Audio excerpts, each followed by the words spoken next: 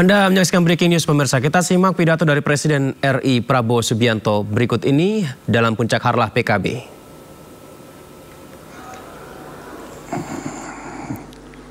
Selamat malam, salam sejahtera bagi kita sekalian. Shalom, salve, om swastiastu, nama budaya, salam kebajikan. Pertama-tama, sebagai insan yang bertakwa, marilah kita tidak henti-hentinya memanjatkan puji syukur kehadirat Allah Subhanahu wa Ta'ala, Tuhan Maha Kuasa, Tuhan Maha Besar, yang memiliki sekalian alam. Hanya kepadanya lah kita berdoa dan hanya kepadanya lah kita meminta pertolongan. Kita bersyukur atas segala karunia yang diberikan kepada bangsa kita dan kepada kita semuanya, sehingga kita dapat berkumpul di tempat yang mulia ini untuk bersama-sama memperingati hari ulang tahun ke-27 Partai Kebangkitan Bangsa.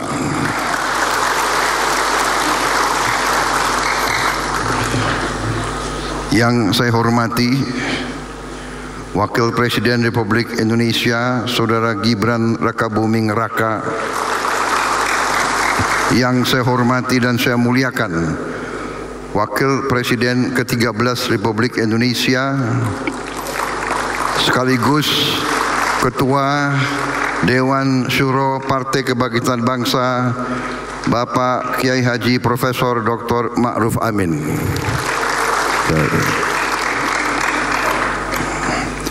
Ketua Umum Partai Kebangkitan Bangsa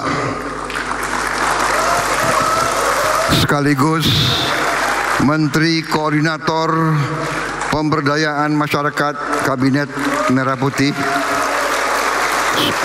Saudara Dr. Abdul Muhaimin Iskandar.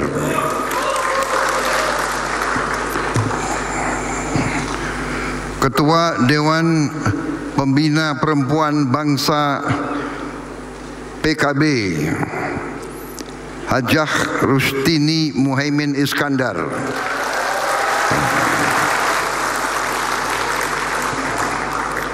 Para pimpinan lembaga negara yang hadir, Ketua Majelis Permusyawaratan Rakyat Republik Indonesia Saudara Ahmad Muzani beserta para Wakil Ketua MPR RI yang hadir,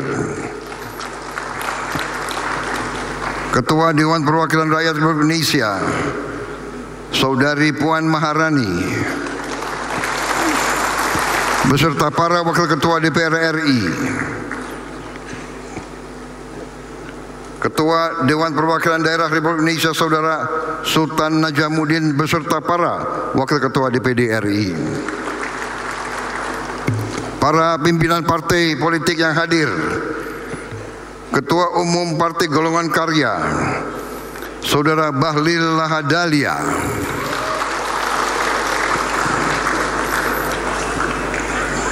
yang juga Menteri Kabinet Merah Putih, Menteri ESDM,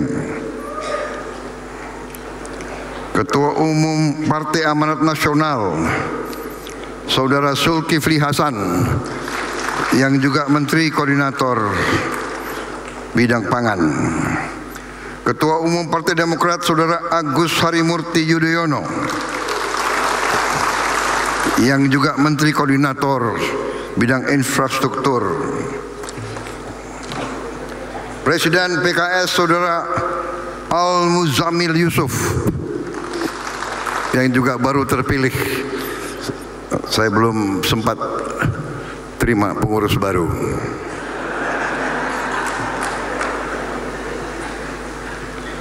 PLT Ketua Umum PPP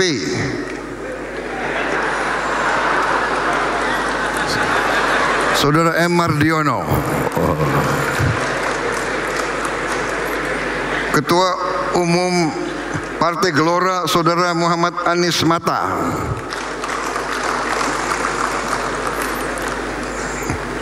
yang juga Wakil Menteri Luar Negeri, Ketua Umum Partai Solidaritas Indonesia, Saudara Kaisang Pangarep,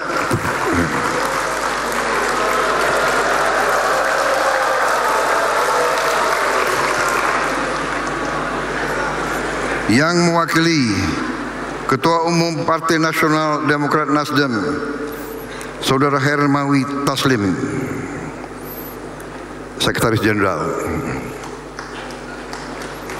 Perwakilan Partai Garuda, Partai Bulan Bintang, Partai Rakyat Adil Makmur, Partai Buruh, Partai Hanura, Partai Umat, Partai Kebangkitan Nusantara yang saya hormati, para Menko, para Wakil Menko, para Menteri dan seluruh anggota Kabinet Merah Putih yang hadir.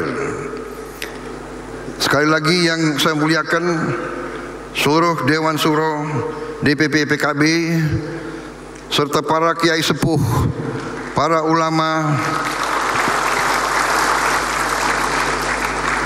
para ibu-ibu nyai Partai Kebangkitan Bangsa, juga Kiai Haji Said Agil Siroj, dan tokoh-tokoh PKB lainnya yang tidak dapat saya sebutkan satu persatu tanpa mengurangi rasa hormat.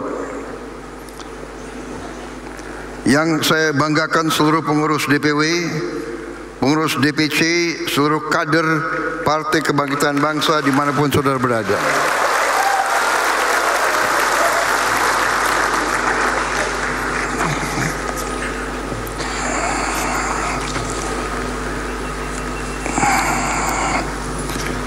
Tentunya saya ingin menyampaikan terima kasih atas undangan yang telah diberikan kepada saya. Ini sungguh suatu kehormatan bagi saya untuk hadir dalam acara ini. Saya nyaman di tengah PKB.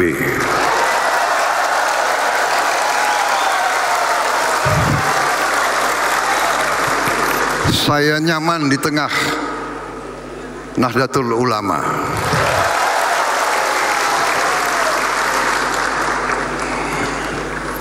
Saya merasa dekat dengan tokoh-tokoh NU dan PKB. Saya dulu merasa sangat dekat dengan Gus Dur. Di saat-saat genting, saat-saat krisis besar bangsa Indonesia, NU selalu tampil sebagai penyelamat dan sebagai stabilisator.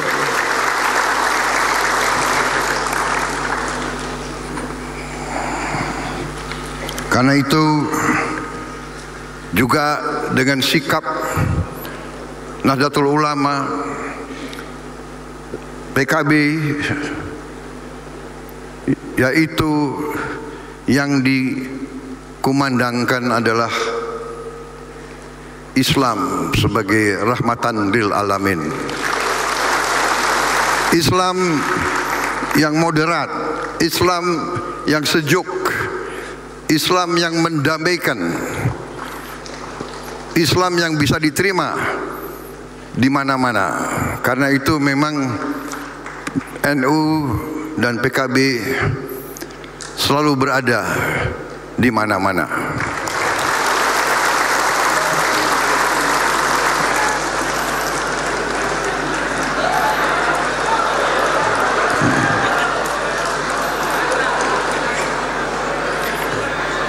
Saudara-saudara sekalian, terima kasih. Saya sangat terkesan dengan tadi sambutan dari Profesor Ma'ruf Amin. Sangat terkesan, singkat, tidak panjang, ya.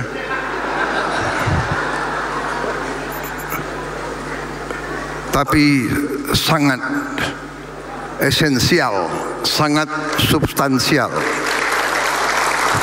sangat kena kepada inti masalah.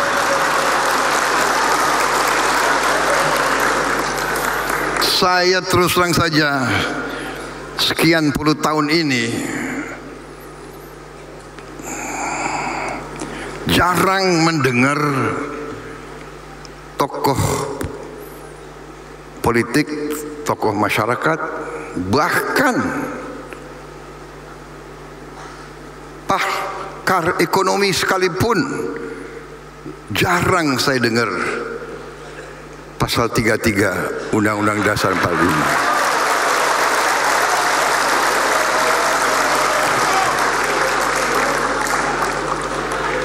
Seolah-olah pasal 33 itu tidak pernah ada dalam Undang-Undang Dasar 45. Dan kalau kita dengar proses amandemen terhadap naskah Undang-Undang Dasar 1945 yang asli, proses amandemen itu yang ingin dirubah antara lain, ingin dihilangkan antara lain adalah pasal 3. Pasal 33 itu yang ingin dihilangkan. Kita bersyukur tidak dihilangkan, dan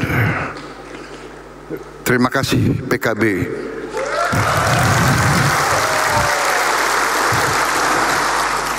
Ini masalah yang mendasar. Ini masalah yang mendasar. Pasal 33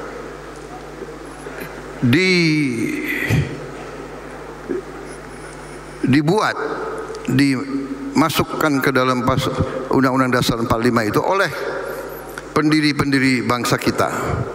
Waktu menyusun Undang-Undang Dasar, para pendiri-pendiri di mana di situ hadir tokoh-tokoh dari semua golongan nasionalis, golongan agama, semua. Mereka angkatan, mereka generasi yang pernah mengalami penjajahan. Mereka mengalami hidup di bawah kolonialisme, di bawah imperialisme. Dan imperialisme dan kolonialisme adalah tidak lain bentuk daripada kapitalisme yang intinya adalah mengisap darahnya rakyat banyak, dibawa ke negara penjajah. Ini esensinya. Mereka mengalami itu, dan mereka orang-orang yang pandai karena pengalaman itu. Dan karena itu waktu menyusun undang-undang negara, undang-undang dasar negara, mereka tidak mau dijajah kembali. Karena itu mereka taruh pasal 33 itu.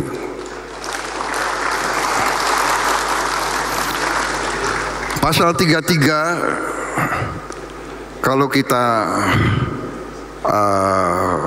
simak, ya, sebetulnya sederhana, tapi menggariskan apa yang akan mengamankan dan menyelamatkan negara. Pertama, karena begini, saudara-saudara, kalau kita bicara negara, kalau kita bicara tujuan negara, ya tujuan negara adalah rakyat yang merasa aman, rakyat yang sejahtera, rakyat yang tidak ada kemiskinan, rakyat yang tidak lapar. Itu tujuan negara.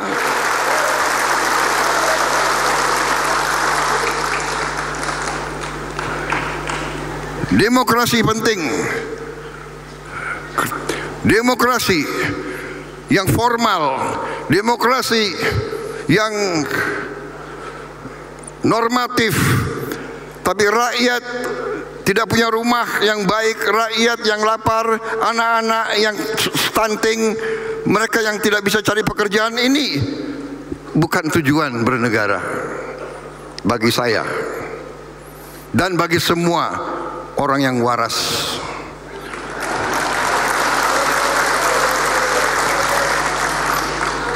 Di pembukaan Undang-Undang Dasar 45 jelas tujuan bernegara melindungi segenap bangsa Indonesia dan seluruh tumpah darah Indonesia, melindungi dari kemiskinan, melindungi dari kelaparan, melindungi dari ketidakadilan. Tujuan bernegara memajukan kesejahteraan umum, mencerdaskan kehidupan bangsa, dan melaksanakan ketertiban dunia yang berdasarkan kemerdekaan, perdamaian abadi, dan keadilan sosial. Pelaksananya di pasal 33. Ini tujuan nasional, ini pasal 33. 1. Ayat 1, perekonomian disusun sebagai usaha bersama berdasar atas asas kekeluargaan.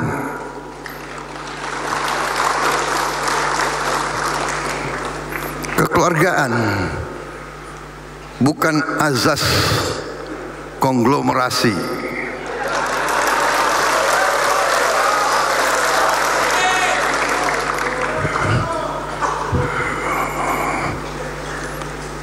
Asas keluarga, asas kekeluargaan. Ya, seluruh bangsa Indonesia kita harus diperlakukan sebagai keluarga.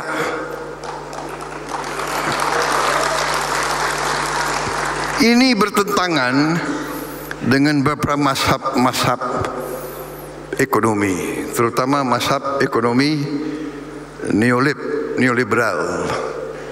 Karena di mazhab neolib ini, menurut mereka nggak apa-apa kalau yang segelintir orang tambah kaya, nggak apa-apa. Biar segelintir orang tambah kaya, menurut teori itu, lama-lama kekayaan itu akan menetes ke bawah. Tapi kenyataannya menetesnya lama banget. Menetesnya 200 tahun, udah mati kita semua itu. Jadi itu gak benar, nggak benar, tidak akan netes ke bawah. Bagaimana saudara merasa menetes ke bawah? Setetes pun enggak ya? Saudara-saudara, jadi kita diakal-akalin. Jadi saya terima kasih Pak Kiai.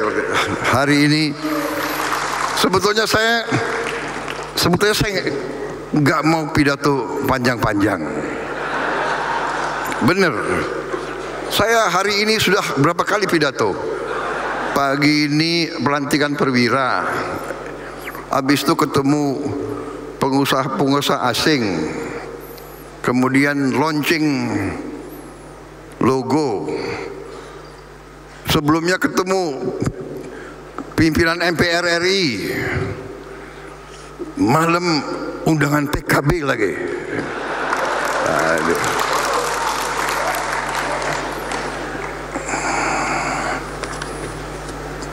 Sebelum kesini saya minum kopi dulu biar semangat.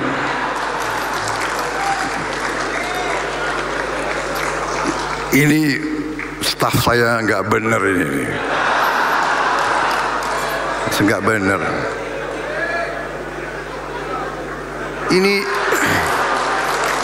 Ini cangkir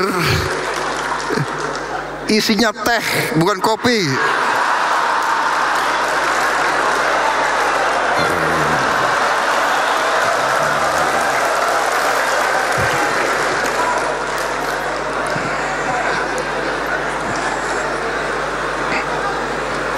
Kopi itu senjata rahasia saya. Kalau saya minum kopi, saya jadi pinter. brengsek.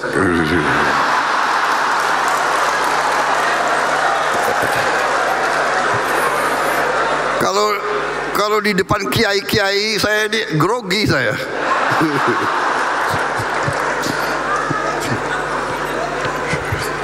Saudara-saudara, pasal 33 ini senjata pamungkas. Ayat 2, cabang-cabang produksi yang penting bagi negara dan yang menguasai hajat hidup orang banyak dikuasai oleh negara.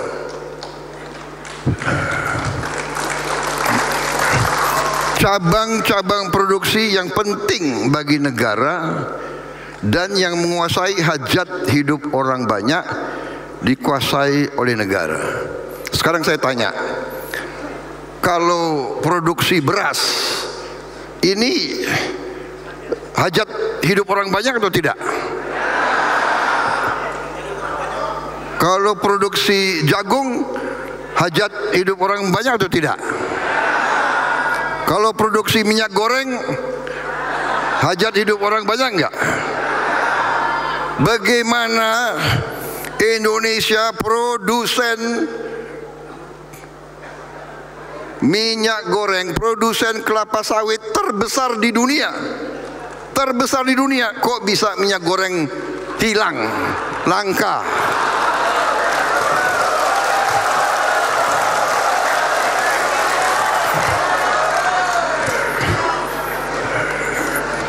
Jadi saudara-saudara, ini saya sampai cari-cari mazhab bisnis apa, mazhab ekonomi apa ini.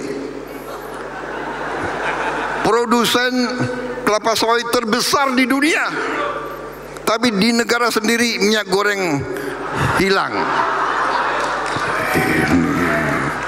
Ini adalah menurut saya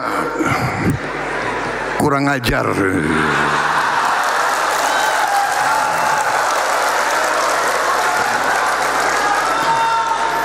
Sampai saya merasa perlu ada istilah baru. Ini bukan mazhab neolib atau pasar bebas atau kapital, ini mazhab serakah nomics. Serakah nomics. Tolong kawan-kawan kita yang di universitas itu, yang pinter-pinter, tolong buka bidang studi serakah nomics. Saudara-saudara, saya merasa hari ini besar hati PKB, kiai-kiai bersama saya.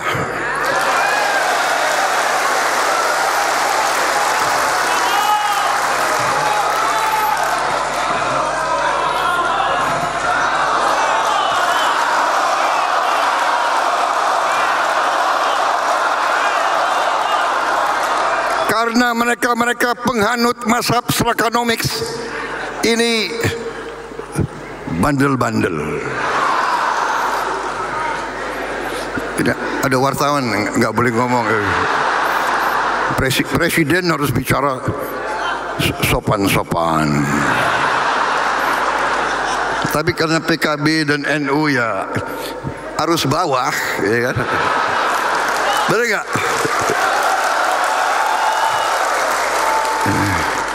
Kalian ngerti bahasa rakyat, bahasa jalan kalian ngerti, ya kan?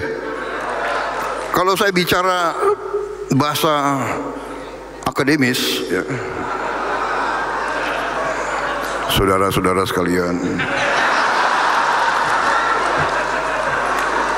perkembangan ekonomi kita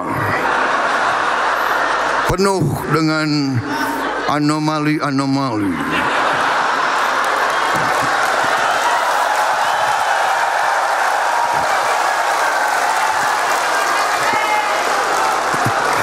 Kalian ngerti nggak? Ya kan? Pasti kalian, di antara kalian ngomongnya nggak muding ini. Apa? Anomali ini.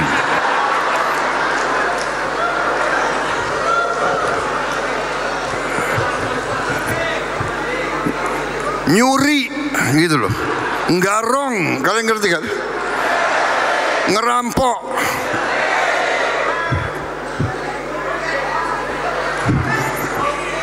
sorry ya.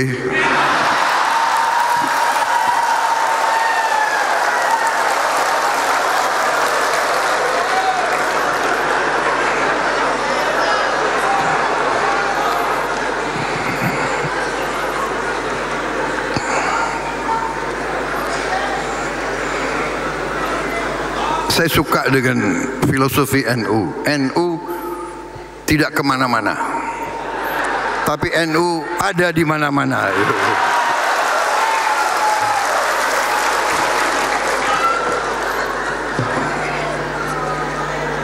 Jadi saudara-saudara,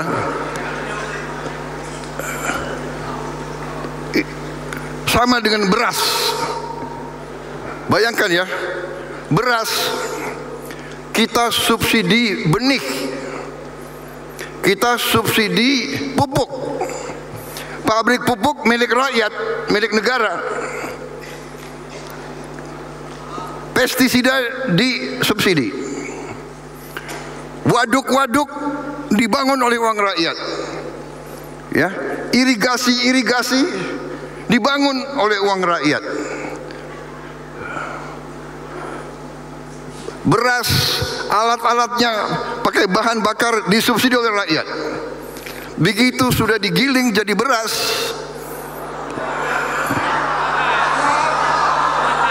ya, itu paket diganti. Beras yang disubsidi ini, yang ditempel katanya beras premium, harganya tambah 5.000, 6.000. Ini menurut saudara benar atau tidak?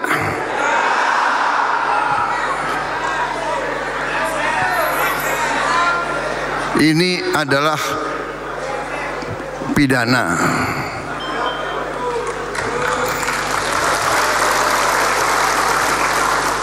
Ini nggak benar, ini pidana.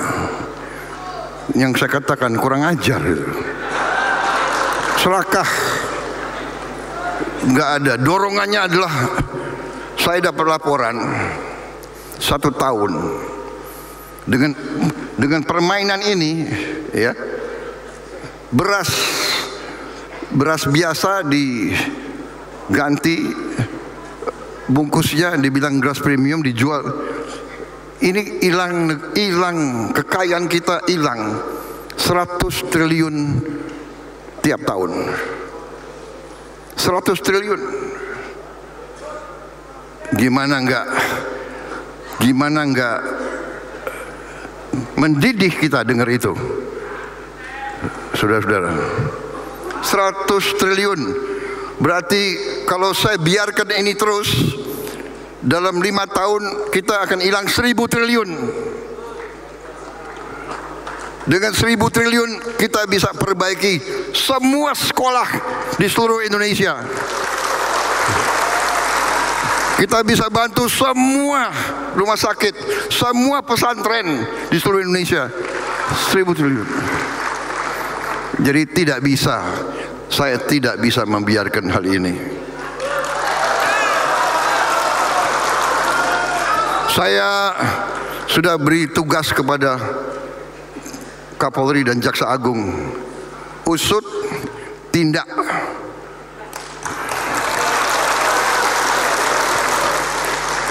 Usut,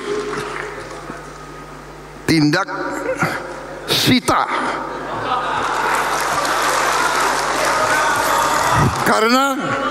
Karena Undang-Undang Dasar 45 pasal 33.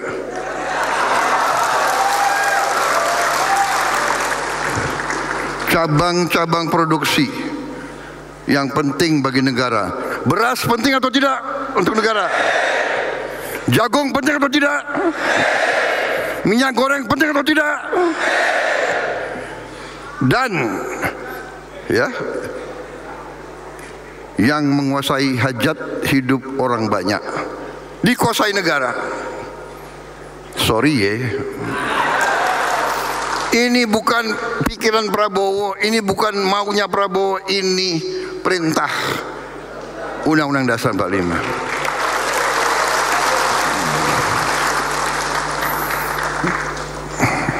Ayat 3, bumi, tadi PKB lambang bumi,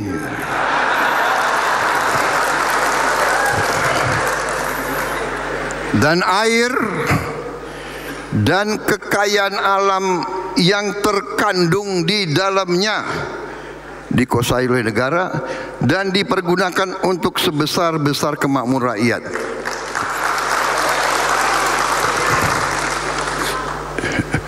Ini tidak perlu ditafsir lagi ya, ini jelas.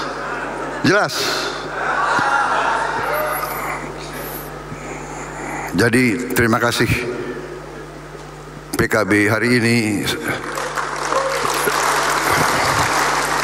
yang dilakukan oleh Ketua Dewan Syuro PKB dan Ketua Umum PKB, yang dilakukan malam ini adalah suntik keberanian kepada saya.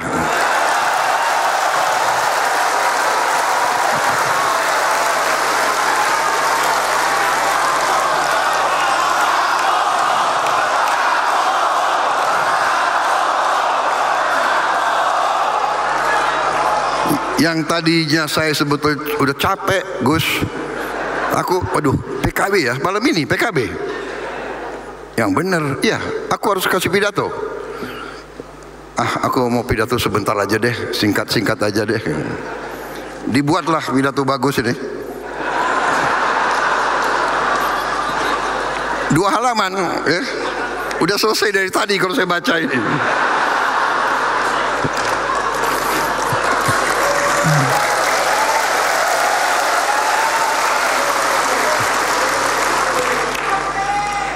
Tapi karena melihat kalian-kalian ini ya, terpaksalah saya. Apalagi udah disuntik keberanian itu ya.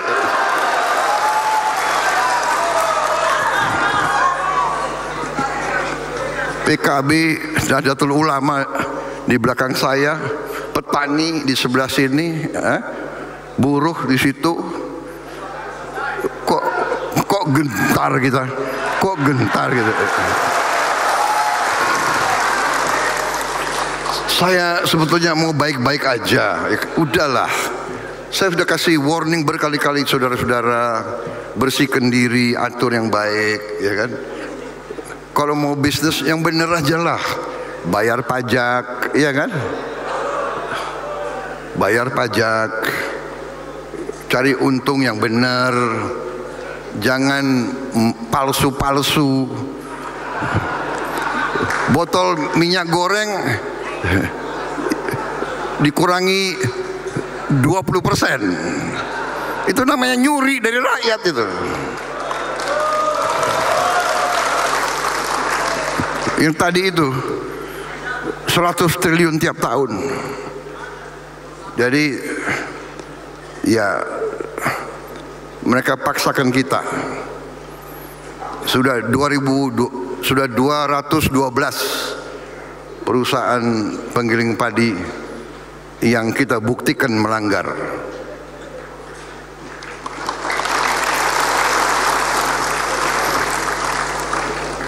Ini mereka sendiri sudah mengakui, karena dibawa ke laboratorium diperiksa.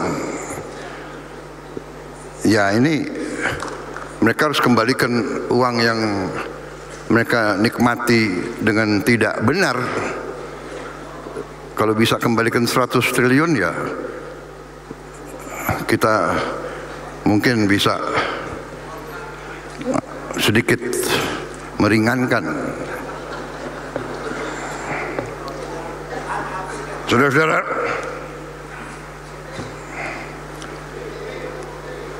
jadi saudara-saudara, ini hanya 2-3 contoh saya berikan, tapi nafasnya adalah bahwa semua kekayaan bangsa ini sangat besar, dan sudah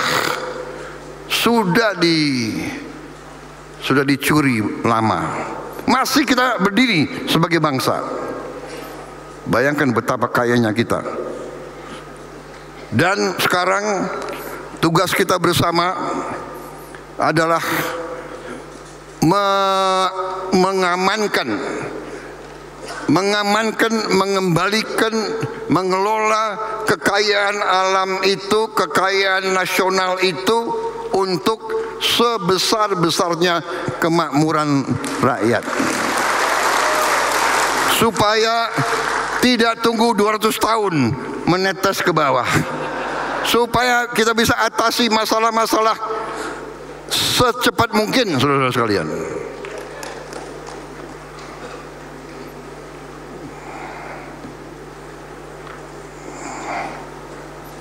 Saudara-saudara, saya kemarin dari Solo ke Klaten. Dari Solo ke Klaten, di pinggir jalan anak-anak sekolah semua, guru-guru semua, rakyat keluar dari rumah. Saya pikir ini kan sudah bukan kampanye lagi, tapi sudah. Mereka berdiri berjam-jam. Saya keluar dari kendaraan saya buka, saya berdiri di atas. Saya berdiri di atas, saya dengar anak-anak itu, anak-anak teriak, "Pak, makan bergizi, Pak." Saya lihat, "Sudah sekolahmu?" "Belum, Pak."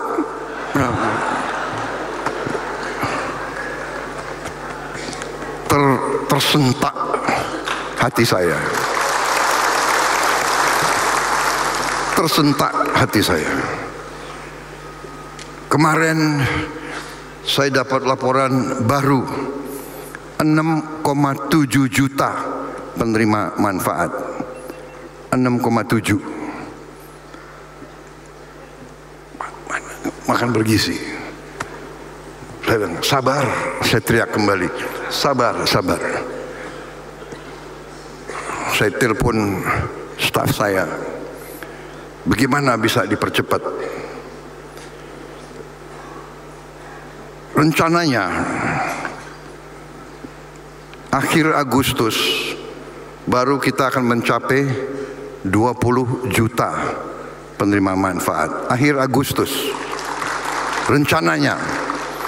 Tapi saya minta, bagaimana caranya, pikirkan bagaimana kita bisa mempercepat. Mereka laporkan, "Pak, ternyata kita mungkin bisa mempercepat."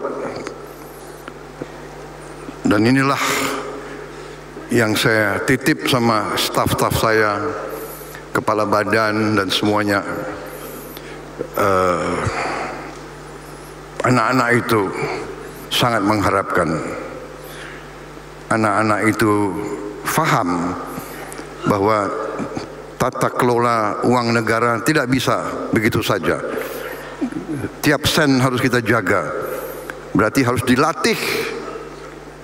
Pengurus-pengurus dapur harus disiapkan. Mereka harus ditatar. Mereka harus mengerti cara mengelola uang. Dan itu butuh waktu. Tapi mereka lapor ke saya, "Pak, ini bisa dipercepat. Kemungkinan besar kita bisa mencapai angka 20 juta itu, insya Allah sebelum 17 Agustus. Dan sesudah itu akan naik terus. Dan kita berdoa, kita berharap bulan Desember tahun ini akan mencapai 82 juta, 9 penerima manfaat. Ini menjadi sesuatu yang diperhatikan oleh bangsa-bangsa lain. Waktu saya keluar negeri, banyak pemimpin bertanya dan Bahkan banyak yang mengirim tim ke Indonesia belajar bagaimana kita mencapai hal ini. Karena saya diberitahu oleh mantan Presiden Brazil, mereka mencapai 40 juta anak penerima manfaat. Menurut mantan presiden itu membutuhkan waktu 11 tahun. Jadi Indonesia ini sekarang ini banyak boneknya. Yang negara lain butuh 11 tahun, kita nekat. Kita tahun ini kita akan buktikan Indonesia bisa menghasilkan penerima manfaat 82,9 juta dalam 1 tahun. Tapi tentunya ini harus kita buktikan. Jadi mungkin akhir Desember atau awal Januari mohon PKB undang saya lagi, supaya apa yang saya bicara hari ini saudara bisa tagih Desember 2025 atau Januari lah. Tapi saya percaya niat baik, ya, hati yang bersih, tujuan yang mulia, kita akan diberi jalan oleh Yang Maha Kuasa.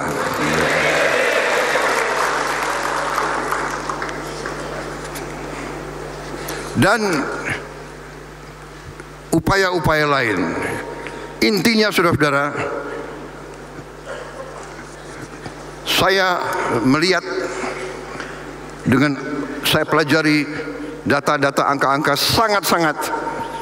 sangat-sangat memberi harapan.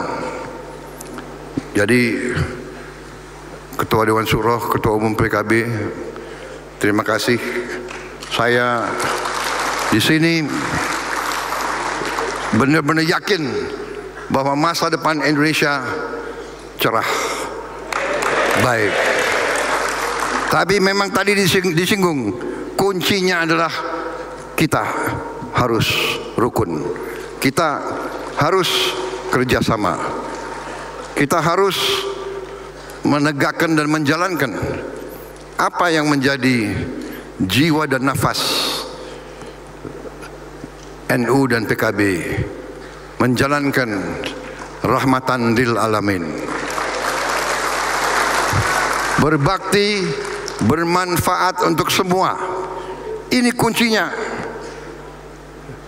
Saudara-saudara, politik kita harus demikian. Politik kita pun harus rahmatan lil alamin. Partai-partai kita bersaing. Kalau nanti pemilu, pilkada, ya kan, pilpres, bersaing, tidak ada masalah. Selesai bersaing, rukun kerjasama. Karena kita mau mengabdi ke rakyat kok, nggak ada masalah. Dalam koalisi, di luar koalisi, kita butuh pengawas, kita butuh koreksi. Tapi kita mau koreksi benar-benar dari wakil rakyat juga. Jangan orang mengangkat dirinya sendiri, habis itu dia ngatur-ngatur kita. Enak aja. Ya Gus, ya kan? Nggak keringat, nggak berdarah-darah, tapi omon-omon komentar.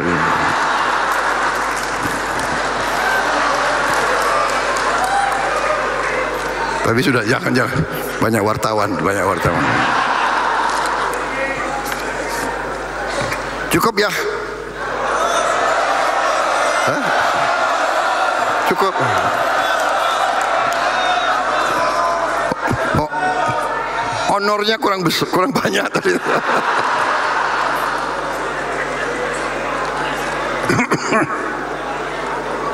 Memang Situasi dunia sedang tidak baik-baik saja. Kita tahu itu. Perang di sini, wah. Tapi Indonesia memang berusaha menjaga. Kita non-blok, kita hormati semua, ya. Kita baik. Di bidang ekonomi tidak hanya kita, semua negara sedang menghadapi Amerika Serikat yang alot, punya garis alot. Tapi ya itu fakta, kita harus berurusan. Dan pendekatan saya adalah, tanggung jawab saya adalah melindungi kepentingan bangsa Indonesia. Kewajiban saya adalah melindungi rakyat Indonesia. Dalam bidang ekonomi, saya harus menjaga asal tidak ada alasan untuk PHK pekerja-pekerja kita. Karena itu, ya, saya bermusyawarah, saya negosiasi. Ya. Selalu ada yang nyinyir. Jadi ini gimana ya? Kita perlu kritik, kita perlu pengawasan. Tapi kalau nyinyir agak lain ya. Nyinyir itu, nyinyir.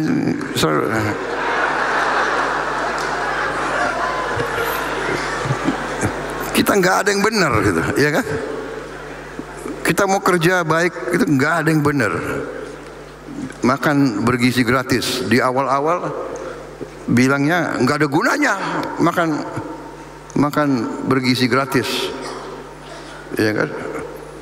Malah ada yang dipertanyakan, mau makan bergizi gratis atau pendidikan gratis? Saudara-saudara, Undang-Undang Dasar 45 itu mewajibkan kita untuk pendidikan gratis. Kita harus mencari jalan untuk memberi pendidikan gratis untuk rakyat kita. Jangan dipertentangkan. Tapi anak-anak yang lapar tidak boleh dibiarkan lapar. Dia masa depan kita. Jadi saudara, percayalah, Indonesia akan bangkit. Indonesia akan berhasil.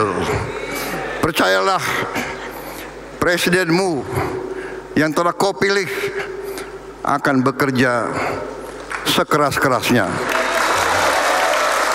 untuk kepentingan seluruh rakyat Indonesia, bukan kepentingan segelintir orang, untuk kepentingan seluruh rakyat Indonesia. Dan benar, saya telah bersumpah kepada diri saya rela, jiwa raga saya berikan untuk rakyat Indonesia.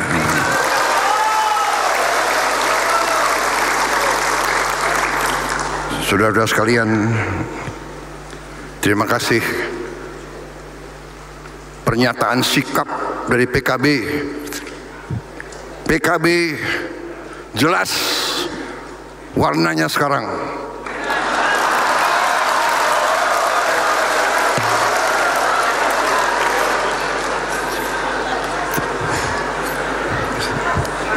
PKB berada di pihak Undang-Undang Dasar 1945.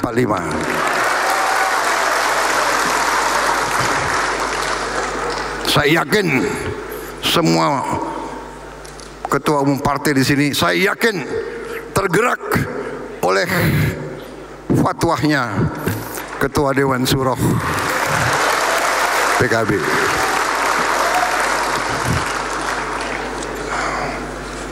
Dan saya percaya rakyat Indonesia tidak bisa dibohongi lagi. Rakyat Indonesia tidak boleh dianggap bodoh.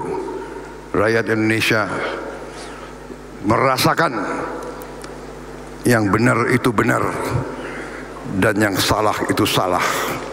Rakyat Indonesia tahu, siapa yang berada di jalan yang benar, siapa yang berada di jalan keadilan, kebenaran, kejujuran. Wassalamualaikum warahmatullahi wabarakatuh.